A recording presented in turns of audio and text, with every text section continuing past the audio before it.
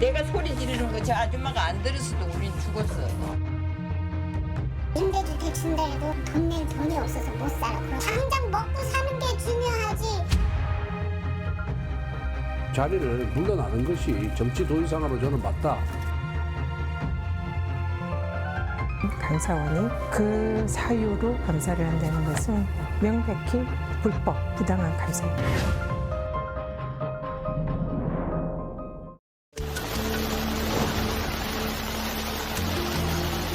안에서 열어야 돼. 창문 열어봐, 창문. 아, 이거 깨야 돼요. 이거 깨야 돼요. 뒤로 비켜봐요, 뒤로. 혹시 물이 범람해가지고 차 올라왔었어요. 눈으로 보지 않으면은 제 거짓말이라 할 거예요.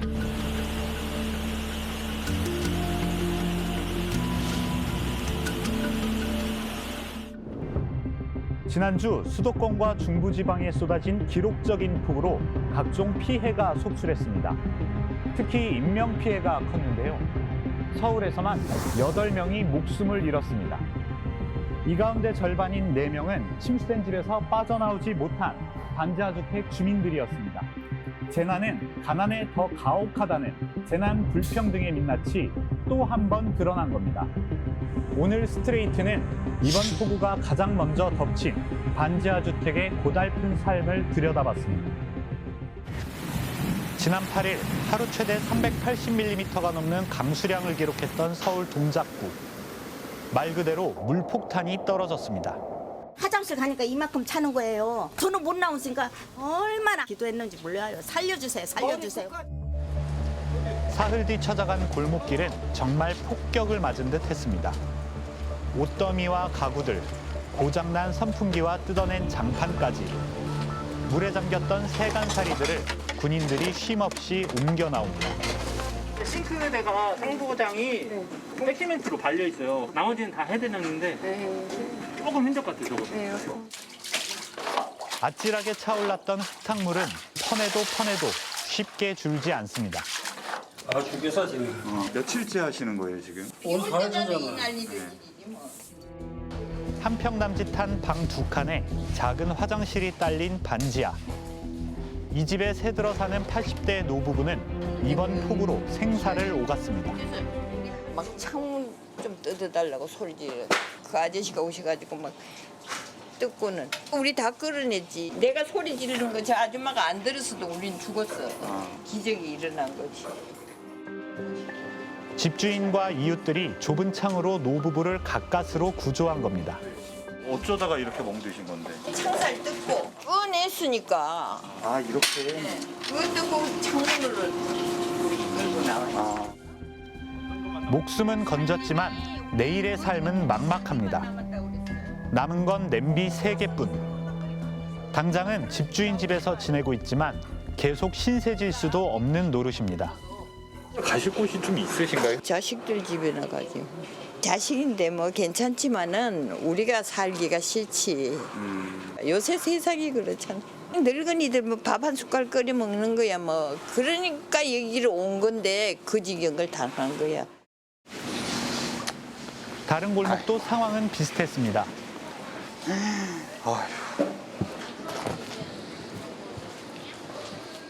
한 집에 들어가 봤습니다. 아, 계세요. MBC에서 왔는데 비 때문에 너무 고생 많이 하시잖아요. 집주인이 화가 잔뜩 나 있었는데요.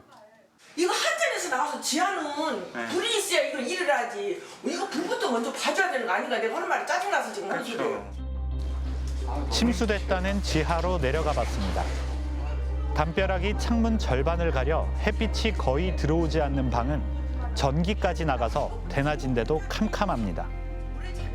세입자인 백발의 70대 할머니가 쪼그리고 앉아서 물에 젖은 벽지를 떼고 있습니다. 아유, 할머니 안녕하세요. 이게 저희 방이에요. 아, 다치신 데는 없으시고? 예, 다친 데는 없어요. 주무실 곳 당장 없으시잖아. 예, 여기서 자요. 어디서? 여기서 주무신다고요? 저기 주인 집에서요. 할머니도 아찔한 상황을 겪었습니다. 창문에서 그냥 이 유리가 깨지고 물이 막 들어오는 거예요. 아, 예. 그렇게 힘이 좀 안타까운 사고도 좀 있었잖아요. 안 됐다는 생각도 들고 저게 남의 일이 아니다. 어떻게 나도 그런 일을 겪을지도 모르고. 관악구 신림동의 한 다세대 반지하.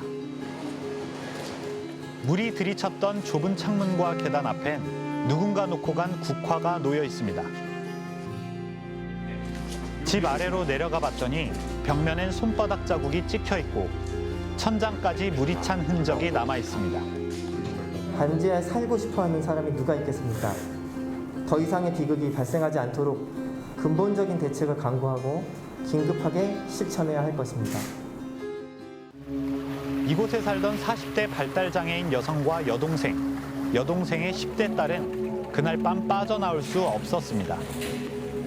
물이 순식간에 천장까지 차올라 일가족 3명이 참변을 당한 겁니다. 우리 애들 좀 빨리 도와달라고 막 울면서 그래서 빨리 끊으라고 그래가지고 야 빨리 얼른 지하 가봐라 애들이 물 차서 못 나온단다 그러니까 문이 안 열린 거야 물이 차가지고. 야 기호야 창문 닫아 창문. 폭우로 차오른 반지하방. 급기야 변기에서 오수가 넘쳐납니다. 영화 기생충에서 기택의 가족은 물에 잠긴 집을 다급히 탈출합니다. 반지하. 영화 기생충이 재작년 아카데미상을 수상하면서 반지하는 고유명사가 됐습니다. 뜻엔 한국의 빈부격차와 불평등이 담겨 있기도 하죠. 외신들은 이번 폭우에 영화 기생충을 떠올렸습니다. 这部电影被认为讲述了韩国日益严重的社会不平等现象，触景象令人想到2020年韩国电影《寄生虫》。 영국 BBC는 관악구 신림동 반지하의 비극을 집중 조명하며 현실에서의 결말은 영화 기생충보다 더 최악이라고 평가했습니다. The real-life events here evoke the opening scene, in which the leading family tries desperately to funnel the water out of their home during a torrential downpour. Only this outcome is far worse. 로이터 통신은 이번 폭우가 서울의 심각한 불평등을 드러냈다고 꼬집었습니다. 너무 가난한 사람들이 사니까 돈이 없으니까 이렇게 된 거예요. 비가 많이 와가지고 아주 재난이 돼버렸어요 이게. 반지하에는 어떤 사람들이 살고 있을까요?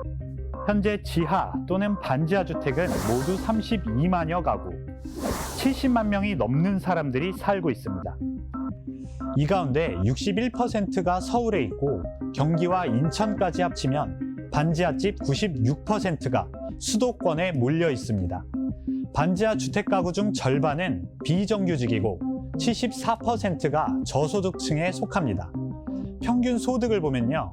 아파트 세입자 가구의 351만 원, 절반 수준인 182만 원에 그칩니다. 서울 응암동의 반지하 집입니다. 이번 폭우로 피해를 입진 않았다고 하는데 현관엔 신문지가 깔려 있습니다. 이거는 신문지는 왜 까신 거예요? 숲에서요 숲에서. 유일하게 밖을 볼 수 있는 창문은 아예 유리벽으로 막아버렸습니다. 아예 막으신 거예요? 막아져 있더라고요. 밖에서 들여다보이니까 다 막았어요. 실제로 누가 좀 힐끗 있고 보거나 이런 경우가 있어요? 보지요. 그래서 몇 번 잡기도 하고. 이게 밖에서 보이니까.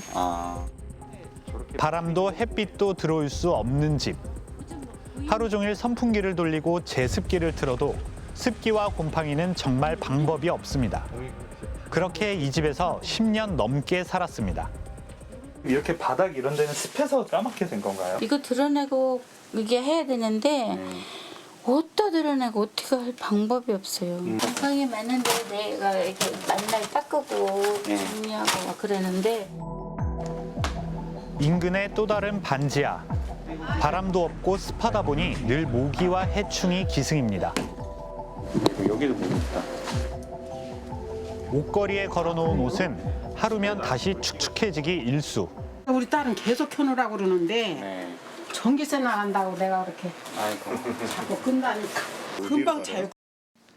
누수가 발생해도 보일러가 고장나도 집주인에게 말 꺼내기조차 어렵습니다. 남의 집 사는 게 다 그렇지 뭐 무슨 잔소리가 많아요 이래요. 그러고는 뭐 문자를 막 계속 보내고 해도 도대체 주인이 이상한 주인을 만나가지고.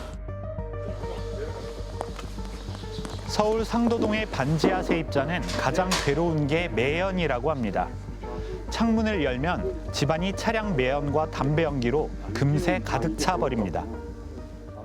쾌쾌하고 이제 그 매연 그 가스 냄새도 나고 잘 안 빠져나가잖아요. 골목길이라서 담배를 피면 이게 다 퍼지죠. 저 선풍기 트세요? 아니면 기다려요. 네, 기다리면 알아서 빠져나가니까. 그냥 문 열고 기다려요. 그렇다면 우리는 언제부터 도대체 왜 이런 반지하를 짓고 살기 시작했을까요? 당초 지하, 반지하는 유사시 방공호 또는 대피소로 활용하기 위한 공간이었습니다. 언제 어느 때 침공이 올지 모르는 적의 공세에 대비해서 만든 이 방공호는 100명을 수용할 수 있는 지하 철근 콘크리트 구조입니다. 1970년 신축 단독주택과 다세대 주택에 지하실을 의무적으로 만들도록 했고요. 1975년엔 거주 목적의 지하실 사용을 조건부로 허용했습니다. 1984년엔 지하의 깊이를 완화해주면서 지금과 같은 반지하 주택이 일반화됐는데요. 수도권 인구 집중이 심해지면서 지상보다 싼 반지하 집은 계속 늘어났습니다. 농촌에서 도시로 몰려든 사람들이 집이 부족한 상태에서 서울은 만성적인 주택 부족을 겪게 되니까 집이 아닌 목적으로 만들어진 지하 공간을 가난한 사람들이 그 집으로 이용하게 되는 거죠. 하지만 반지하는 태생부터 침수 피해에 취약할 수밖에 없었습니다. 이번에 침수 피해를 겪은 서울 중랑천변 주민들은 대부분 지하나 반지하에 살고 있었습니다. 1990년대 후반 반지하 건축을 금지한다는 가이드라인이 나왔는데 개발업자 등이 집단 반발하면서 없던 일이 됐습니다. 그러다 2010년 태풍 곰파스로 반지하가 또 침수 피해를 입자 당시 오세훈 서울시장은 반지하 건물을 못 짓게 하겠다고 발표했습니다. 상습 침수 지역에는 앞으로 반지하 주택을 아예 짓지 못하도록 제한하기로 했습니다. 바로 다음 해 여름에도 서울 강남과 광화문 일대에 물난리가 나고 우면산 산사태로 18명이 목숨을 잃었는데요. 미리 예측하지 못하고 대비하지 못한 점 깊이 사과드립니다. 올해를 서울시 기상이변 수방계획의 원년으로 삼겠습니다. 하지만 반지하 금지는 결국 실패했습니다. 2012년 건축 허가를 내주지 않을 수 있게 건축법이 개정됐지만 강제 조항이 아니다 보니 법은 있으나 마나였습니다. 10년이 지나 오세훈 서울시장은 또 비슷한 사과를 했습니다. 서울시가 수해 방지 치수 예산을 지난해보다 896억 원 삭감한 게 드러났고 폭우 예보가 있었음에도 대처가 미흡했다는 비판이 거셌기 때문입니다. 중요한 것은 첫째도 사람, 둘째도 사람이라는 것입니다. 즉 앞으로는 같은 실수를 반복해서 이번과 같은 인명피해가 다시는 있어서는 안 된다는 것이며 지난주엔 근본적인 대책이라며 아예 반지하 주택을 모두 없애겠다고 선언했는데요. 그러면서 이주 비용으로 2년 동안 월 20만 원씩 지원하겠다 했죠. 이제 반지하를 떠날 수 있을까 주민들에게 물어봤습니다. 임대주택 준다 해도 내가 그 한 달에 그거 돈 낼 돈이 없어서 못 살아. 줘도 무서워. 낼 돈이 없어가지고. 나 당장 먹고 사는 게 중요하지. 서울시 대책이 나온 바로 다음 날 원희룡 국토교통부 장관도 SNS에 부정적인 입장을 내놨습니다.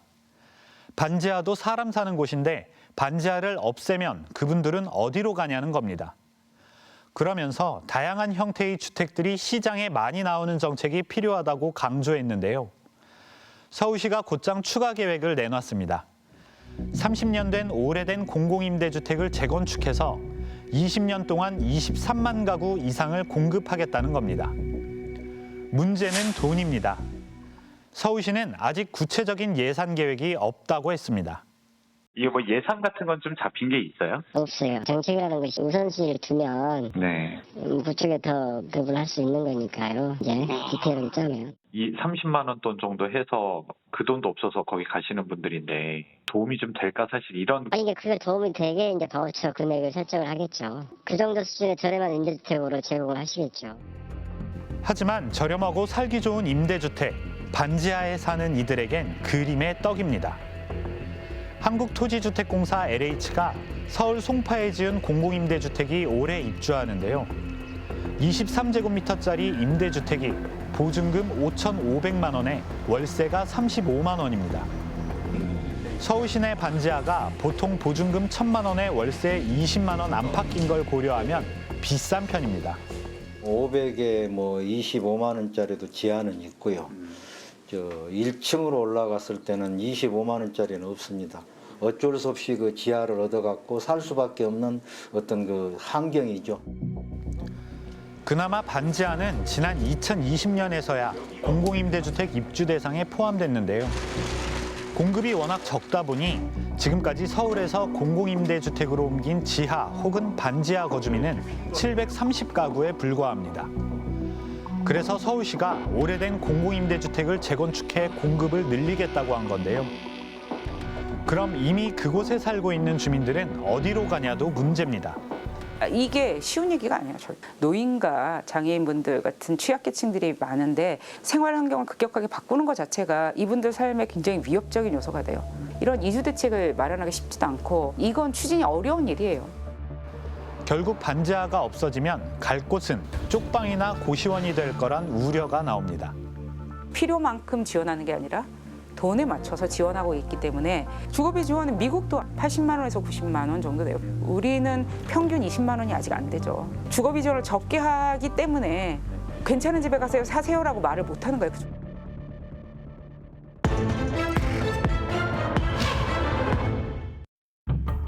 윤석열 정부가 출범 100일을 넘겼습니다.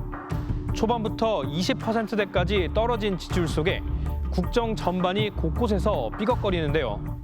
하지만 활기를 띠는 분야도 있습니다. 검찰과 경찰을 비롯한 사정 당국입니다. 전 정권을 겨냥한 각종 수사가 한창이죠. 바쁜 데가 한 곳 더 있습니다. 감사원도 요즘 이례적으로 분주합니다. 중앙부처와 공공기관들을 상대로 동시다발적인 감사에 착수했는데요. 정권 초부터 감사의 칼끝에 선 기관들, 이들 사이엔 공통점이 있습니다. 윤석열 대통령 취임 한 달여 만인 지난 6월, 여권은 장관급인 기관장 2명의 사퇴를 전방위로 압박했습니다. 한상혁 방송통신위원장과 전현희 국민권익위원장, 법률로 보장된 임기가 두 사람 모두 1년 정도 남은 시점이었습니다. 그 자리에 앉아 있는 것 자체가 후한무치한 것이고 양보해 줄 자리를 물러나는 것이 정치 도의상으로 저는 맞다 이렇게 생각하고 있습니다. 이튿날엔 윤 대통령까지 가세했습니다. 물러나줬으면 좋겠다는 생각이 드신가요? 법은 임기가 있으니까 자기가 알아서 판단할 문제 아니겠습니까? 닷새 뒤 드디어 감사원이 움직입니다. 먼저 방통위를 겨냥하는데요. 정기감사 자료를 수집하는 예비감사에 들어갑니다. 한 달 뒤부턴 아예 현장에 상주하며 본격적인 실지 감사에 착수합니다.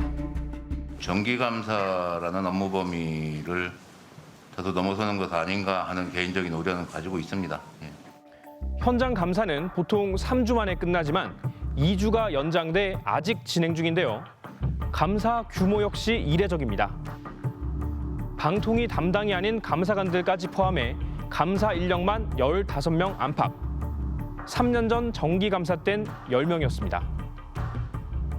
이들은 방통위 직원들의 컴퓨터 하드디스크에 대한 포렌식, 즉 디지털 증거 분석도 했습니다. 하지만 딱히 뭘 문제 삼는지 불분명하자 국회에선 이런 질문까지 나옵니다. 그리고 혹시 뭐 지각을 좀 자주 하거나 그러셨습니까? 지각을 자주 했냐? 이게 그냥 해본 농담이 아니라 뼈 있는 한마디였는데요. 하루 전 감사원이 국민권익에서도 감사를 시작한 걸 꼬집은 표현이었습니다. 복무기간에 초점을 맞춰서 감사원장님 여기에 이번에 또 특별히 제보가 들어왔기 때문에 복무기강이라니 무슨 뜻일까요? 알고 보니 전현희 위원장이 상습적으로 지각을 하는 등 근태에 문제가 많다는 겁니다. 전 위원장은 감사 자체가 억지라는 근거라며 펄쩍 뛰었습니다. 지각이라는 개념 자체가 있을 수가 없는 겁니다. 서울 사무실에서 근무를 하거나 아니면 외부 업무를 하거나 현장 또 이런 근무를 하고 난 이후에 오후에 세종 사무실에 내려가는 경우가 있는데요. 그 경우는 사실은 출근을 오전에 해서 업무를 본 거고요. 난데없이 기관장의 출퇴근 시간이 도마에 오른 건데 정부 부처 수장들의 근태가 원래 엄격히 관리되고 있었던 걸까요? 그래서 저희가 한 국회의원실을 통해 알아봤습니다. 장관의 출퇴근 시각을 매일 기록한 부처는 국방부와 국토교통부 딱 두 곳이었습니다. 법무부와 행정안전부 등 다른 곳들은 모두 출퇴근 시간 자료를 관리하지 않는다, 이런 답을 보내왔다고 합니다. 감사원도 마찬가지였는데요. 감사원장은 출퇴근 시간을 엄수하고 있다고 한 겁니다. 하지만 구체적 근거는 밝힐 수 없다고 했습니다. 심지어 이 감사원도 감사원장에 대해서 근태 관리를 안 하고 있거든요. 근데 유독히 지금 표적이 돼 있는 전현희 권익위원장에 대해서 근태 관리, 근태 조사를 하겠다고 하는 것 자체가 이거는 정치 보복적인 감사다. 오히려 또 반대로 보면은 내로남불이다. 내가 하면 낭만적인 로맨스이고 남이 하면 불륜이란 뜻의 내로남불. 야당이 반발하는 속내를 들여다볼까요? 지금 감사원의 표적이 된 기관들, 대부분 문재인 정부가 임명한 수장들이 재임 중인 곳이죠. 정권이 바뀌었으니 나가라는 거냐, 그런 말인데요. 여기서 잠깐 검찰로 눈을 돌려보겠습니다. 문재인 정부 때 벌어졌다는 각종 사퇴 압박 의혹을 맹렬히 수사 중인데요. 이전 박근혜 정부에서 임명된 기관장들을 부당하게 몰아냈다는 겁니다. 산업부와 통일부, 과학기술정보통신부 등의 이른바 블랙리스트 의혹입니다. 이런 걸 수사하면서 정작 자기들은 이전 정부에서 임명된 사람들을 쫓아내려고 전방위 감사까지 벌인다면 이거야말로 내로남불 아닐까요? 하지만 감사원은 시기상 어쩔 수 없다고 합니다. 감사의 속성상 이제 과거를 들여다보기 때문에 정부 출범 초기에는 전 정부에서 한 일들이 전부 감사 대상이 됩니다. 사실 감사원은 권익위에 대한 정기 감사를 작년에도 진행했습니다. 위원회급 기관은 보통 3년마다 정기 감사를 받으니까 이례적이죠. 뭘 더 들여다보려고 후속 감사를 서둘렀던 걸까요? 저희는 감사원이 이번에 요구한 자료 목록을 확보했는데요. 지난 정권 때 권익위가 조국, 추미애, 박범계 이들 새 법무장관의 이해 충돌에 대한 유권 해석을 어떻게 내렸는지 근거 자료를 전부 요구했습니다. 당시 권익위가 정치적 해석으로 이들을 봐줬다는 게 국민의힘 주장입니다. 이 외에도 감사원은 권익위 상임위원 등 고위직들의 인사 자료도 살펴보고 있습니다. 또 차량 운전 기사들의 채용 관련 서류부터 업무용 스마트폰 관리 대장, 관사 관리비 납부 내역까지 감사 대상입니다. 이미 작년에 감사를 다 마쳤고 작년 말에 감사원이 지적하는 조치들을 다 이행하고 완료를 했습니다. 그렇기 때문에 새롭게 우리 직원들에 대한 복무감사와 업무 전반에 대한 감사를 할 하등의 이유가 없고 이거는 감사원 사무규칙에도 어긋나고 권한 남용의 감사라는 거죠. 하지만 감사원은 이번 특별감사를 2주 연장했습니다. 전현희 위원장은 작심한 듯 오늘 SNS에 글을 올렸는데요. 감사원이 직원들에게 똑같은 질문을 반복하는 등 표적 강압 조사를 하고 있고 위원장의 개입을 불라며 허위 답변을 종용하고 있다고 비판했습니다. 원하는 답을 하지 않는 직원에겐 별도의 근태 자료를 요구하거나 별건 조사를 하겠다며 협박하고 있다는 겁니다. 저와 관련돼 있는 사안들의 경우에 다 그러니까 위원장이 지시했다든지 위원장의 뜻에 의해서 이렇게 했다든지 이런 식의 답변을 일단은. 기관장들이 그나마 버티고 있는 방통위나 권익위와 달리 다른 곳들은 어떨까요? 감사를 받던 일부 기관장들은 압박에 못 이긴 듯 하나둘 짐을 싸고 있습니다. 작년 5월 문재인 당시 대통령이 임명한 한국개발연구원 KDI의 홍장표 원장. 세계로 나아가고 있는 KDI의 원장으로서 오게 돼가지고 저 개인적으로 커다란 영광으로 생각하고 있습니다. KDI 원장은 정부의 경제 정책을 자문하고 평가하는 국무총리 산하의 요직인데요. 한덕수 총리는 지난 6월 말 기자들과 만나 소득주도 성장 설계자가 KDI 원장으로 앉아 있다는 것은 말이 안 된다고 했습니다. 홍 원장이 문재인 정부의 핵심 가치인 소득주도 성장 정책을 주도한 인사니까 사실상 나가라고 한 거죠. 며칠 뒤 홍 원장은 임기를 2년이나 남긴 채 물러났는데요. 감사원이 감사를 위한 회계와 인사 자료 등을 내라고 한 게 결정타가 됐다는 분석입니다. 총리께서 저의 거취에 관해 언급하실 무렵 감사원이 KDI에 통보한 이례적인 조치도 우려됩니다. 생각이 다른 저의 의견에 총리께서 귀를 닫으시겠다면 제가 KDI 원장으로 더 이상 남아있을 이유는 없습니다. 이달 초엔 역시 감사원 감사를 받던 한국토지주택공사 LH의 김현준 사장도 사직서를 냈습니다. 앞서 김 사장은 LH의 임대주택 단지에서 열린 윤 대통령 주재 회의에도 참석할 필요 없다는 말을 대통령실로부터 들었다고 합니다. 이쯤 되고 보니 과거 정부 인사들을 찍어내는데 감사원이 앞장선 모양새인데요. 이래도 되는 걸까요? 국가의 세입 세출 결산부터 중앙과 지방 정부의 회계 감사, 각급 공무원에 대한 직무 감찰. 감사원은 이런 무소불위의 권한을 가진 헌법기관인데요. 감사원법 제2조 1항. 감사원은 대통령에 소속하되 직무에 관하여는 독립의 지위를 가진다. 대통령이 감사원장을 임명하지만 그 직무만큼은 정치적 중립성과 독립성이 철저히 지켜져야 한다는 뜻입니다. 그래서 부총리급 예우인 감사원장의 4년 임기가 헌법에 명시돼 있습니다. 문재인 전 대통령이 임명한 최재해 현 원장이 자리를 지킬 수 있는 이유인데요. 그는 이미 박근혜 정부 때 차관급인 감사위원회에 올랐죠. 문재인 정부로 바뀐 뒤에도 그 임기를 다 채웠습니다. 원장에 임명될 때는 사상 최초로 감사원 내부에서 발탁됐다는 명예까지 덤으로 얻었는데요. 국회 인사청문회에선 이런 말도 했습니다. 그 자기 자리를 사유한다든지 정치화한다든지 이렇게 하는 것은 잘못됐다고 생각을 합니다. 그렇게 해서는 안 된다고 생각을 하고요.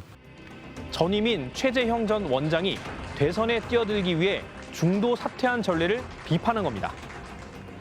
그런데 그랬던 그가 윤석열 정부의 등장과 함께 180도 달라졌습니다. 지난달 29일 국회 법사위원회 전체 회의. 감사원 업무 보고를 위해 출석한 최재해 원장의 발언이 회의장을 충격에 빠뜨렸습니다. 감사원은 대통령이 국정 운영을 지원하는 기관입니까? 아닙니까? 지원하는 기관이라고 생각합니다. 대통령이 국정 운영을 지원하는 게 감사원의 역할입니까? 제가 약간 지금 충격이 와서. 대통령을 지원하는 기관이다. 감사원의 독립성은 물론 정치적 중립성까지 깡그리 부정하는 말처럼 들리는데 그것도 감사원장 입에서 나온 말이라 회의장이 크게 술렁였습니다. 오죽하면 여당인 국민의힘 소속 법사위원장조차 무슨 뜻에서 그런 말을 했냐고 다시 물어볼 정도였습니다. 저도 귀를 좀 의심케 하는데 대통령 국정 운영을 지원하는 역할이라고 발언하셨습니까? 지금 헌법이나 법률에 규정도 되어 있지 않은 발언을 하셨길래 저도 한번 확인을 해보는 건데. 최 원장은 거리낌 없이 답합니다. 대통령이 국정을 잘 운영하도록 감사원이 도와주는 그런 역할을 하는 기관이냐 이렇게 받아들여서 그렇다고 말씀을 드렸습니다. 이렇게 되자 파문은 걷잡을 수 없이 커졌죠. 감사원이 결국 해명을 한다고 언론에 보도자료를 돌렸는데요. 대통령 편을 든다는 의미의 국정운영 지원이라고 보도하는 것은 감사원의 직무상 독립성과 정치적 중립성을 훼손하고 국민들의 신뢰를 저하시킬 우려가 있다. 이건 또 뭔가요? 거창한 대국민 사과까진 아니더라도 최 원장의 말에 다소 오해가 있었다. 그 정도 내용일 거라 생각했는데 보도가 잘못됐다며 엉뚱하게 언론 탓으로 돌린 겁니다. 무슨 비서실이 아니지 않습니까? 오히려 견제하고 감시하는 역할을 맡긴 것이 헌법적인 역할인데 그거를 대통령 보좌하는 역할이라고 이렇게 판단한 것 자체가 매우 부적절하다고 봐야 할 것입니다. 그런데요. 지금 감사원에는 이미 논란에 휩싸인 최재해 감사원장보다 더 주목받는 고위 간부가 있습니다. 바로 유병호 사무총장입니다. 최 원장의 발언이 파문을 일으켰던 문제의 그 법사위 회의장으로 다시 가볼까요? 그 기사들이 다 가짜예요? 그 사실관계가 맞아요. 제가 답을 할 거 아닙니까? 그 기사 보도가 다 가짜예요? 그거 전부 오보고 오진에 오보에 오신고에 무슨 일이 있었던 걸까요? 유 사무총장이 3년 전 한 병원 응급실에서 술에 취해 난동을 부렸다. 그런 내용의 언론 보도가 있었는데 그 얘기가 나오자 의원들과 언성을 높인 겁니다. 그는 새 정부 출범 직후인 지난 6월 2급인 국장에서 갑자기 차관급인 사무총장으로 파격 승진했는데요. 윤석열 정부 인수위원회에 파견됐다가 돌아온 뒤였습니다. 유병호 사무총장이 인수위 전문위원으로 갔거든요. 인수위원들은 준비된 게 없으니까 맞는가 보다 하면서 따라갔다고 봐야죠. 지난달 한 언론 인터뷰에선 문재인 정부를 원색적으로 비난했습니다. 자신이 주도했던 월성 원전 1호기 경제성 평가 감사 당시를 언급하며 이토록 너저분한 5만 가지 감사 방해는 처음이었다고 했습니다. 또 문재인 정권 공직 기강이 인체로 치면 뼈와 장기가 다 망가진 수준이라며 정권이 안 바뀌었다면 사직서를 내려고 했다는 말도 했는데요. 감사원 2인자의 위상을 가진 고위 간부가 노골적으로 정치적 편견을 드러낸 셈이죠. 그는 자신이 문재인 정부 시절 서울교통공사 감사를 주도했다가 박원순 전 서울시장을 건드려서 좌천됐다고도 했는데요. 당시 감사원장이 현재 국민의힘 소속인 최재형 의원이죠. 최 의원에게 좌천이 맞냐고 물어보니 그건 생각하기 나름이겠죠라며 불편한 심기를 드러냈습니다. 심지어 유 사무총장은 최재형 원장 시절 감사원을 놓고 악패가 쌓였다는 표현까지 했습니다. 이처럼 초고속 승진에 언행에도 거침이 없다 보니 요즘 감사원 안팎에선 유병호 사무총장이 실질적인 원장이란 말까지 나돌 지경입니다. 감사원이 최근 단행한 조직 개편도 이런저런 뒷말을 낳고 있습니다. 감사원의 조직도를 잠시 볼까요? 제1, 2 사무차장과 공직감찰본부가 있고 그 아래 국단위 조직들이 각자 영역을 담당하고 있습니다. 그런데 기존 조직의 인원을 빼와서 이번에 국민감사본부를 신설했습니다. 국민들이 제안하는 감사를 하겠다는 건데요. 꽤 그럴싸하죠. 취재해보니 그 규모도 상당합니다. 감사원 전체 구성원이 1,000명 정도인데 국민감사본부만 143명에 달합니다. 여기에 원장이 지시하는 사항 등을 들여다보겠다며 미래전략감사국이 추가됐는데요. 비슷한 일을 했던 기존의 특별조사국까지 더하면 전체 인력의 4분의 1이 이른바 특별지시에 매달리게 되는 거죠. 감사원이 통상적인 업무를 넘어 표적감사에 힘을 싣겠다는 거 아니냐, 이런 의심이 고개를 들 수밖에 없는데요. 특별감사부서를 두는 것 자체가 꼭 필요한 건지 의문이고, 그러한 부서들은 결국은 사무총장이나 감사원장의 의지에 따라서 혹은 정권의 필요에 따라서 감사에 착수하는 역할을 할 수 있을 것 같습니다. 물론 감사원은 그렇지 않다고 합니다. 공익감사 청구 같은 외부 수요에 적극 대응하려는 취지라는 건데요. 하지만 이 공익감사 청구라는 게 정치적 논란에서 자유롭지 않을 때가 많습니다. 지난 정부에서 잡음이 끊이지 않았던 월성 원전 1호기 감사만 봐도 당시 미래통합당 의원이 청구한 공익감사였습니다. 자, 이렇게 출범 100일 된 윤석열 정부의 감사원이 얼마나 숨가쁘게 돌아가는지 말씀드리고 있는데요. 여기서 그치지 않습니다. 감사원은 문재인 정부에서 출범시킨 고위공직자 범죄수사처에도 칼날을 들이댈 예정입니다. 전 정부에서 검찰을 견제하기 위해서 만들어진 조직이라고 하는 점에서 공수처에 대해서 압박을 가하게 한 감사가 아닌가, 이런 생각이 듭니다. 또 최재형 전 원장 시절 감사원 스스로 문제 없다고 결론 냈던 탈원전 정책 수립 과정에도 특별감사를 검토하고 있습니다. 이명박 정부 때부터 무려 4차례나 정권의 입맛에 맞게 결론을 뒤집었던 4대강 사업도 다시 주무르고 있는데요.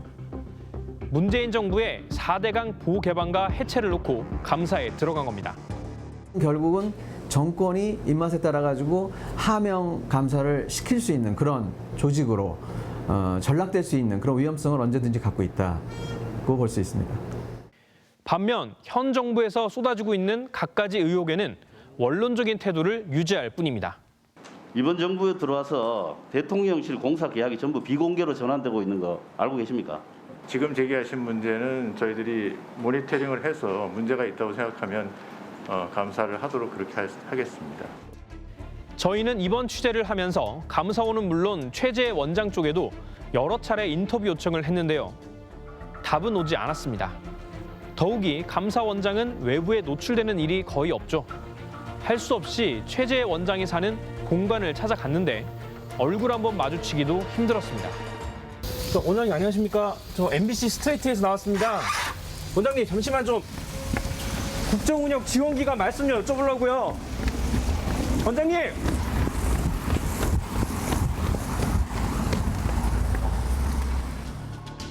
최 원장은 내일 국회 법사위에 출석합니다. 지난달 회의에선 감사원이 대통령을 지원하는 기관이다. 이렇게 말해 파문을 일으켰죠. 그 사이 생각의 변화가 좀 있었는지 지켜보겠습니다. So I close my eyes and see the firelight. Snow in the sky, the star is shining bright.